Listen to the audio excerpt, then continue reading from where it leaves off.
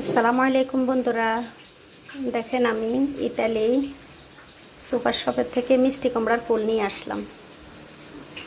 এটা তো আমাদের দেশের মিষ্টি কুমড়ার ফুল। আমি এখন এখানে ডিম দিয়ে ভাজবো। মিষ্টি কুমড়ার ফুলটা খাইতে তো ডিম দিয়ে ভাজলে অনেক মজাদার একটা খাবার। এখানে বিছরাই সুপার শপ থেকে নিয়ে নিলাম। পেঁয়াজটা ভালো করে লাল করে আমি এই যে মিষ্টি কুমড়া ফুলের ডাঁটাটা আর আলুটা আগে ভাজে নিতেছি পেঁয়াজের সাথে। পেঁয়াজের সাথে কিছু কাঁচামরিচ দিয়ে দিতেছি। আমার ভাজাটা প্রায় হয়ে গেছে। আমি এখন একটা ডিম দিয়ে দেব। ডিমটা ভালো করে ভাজা হইলে আমি মিষ্টি কুমড়ার ফুলগুলা ঢেলে দেব।